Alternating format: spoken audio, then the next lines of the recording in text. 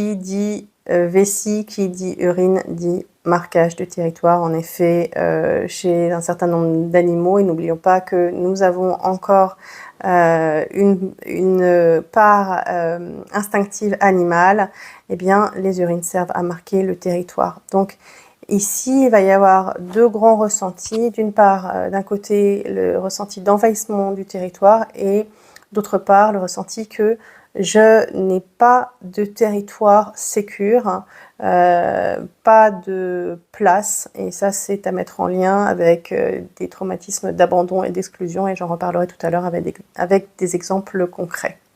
Au niveau des symptômes, on va retrouver très fréquemment ce qu'on appelle la vessie hyperactive, c'est-à-dire que la vessie se met en mode warning et elle va se contracter de manière involontaire, entraînant des envies très fréquentes d'uriner, des fuites urinaires, de l'incontinence, qui peut s'associer à des cystites à répétition, et il est fréquent que dans ces cystites, on ne retrouve pas de germes, et ceci, lorsque c'est chronique, est à rapprocher de ce qu'on appelle la cystite interstitielle.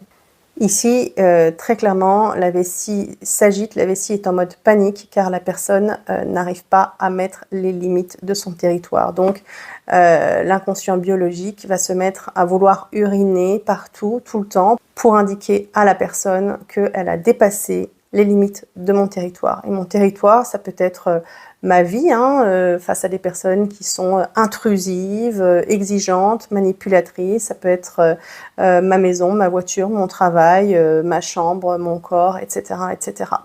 Donc il y a de manière générale une atteinte à l'intégrité. La personne n'arrive pas à dire non, elle se laisse envahir, elle se laisse utiliser.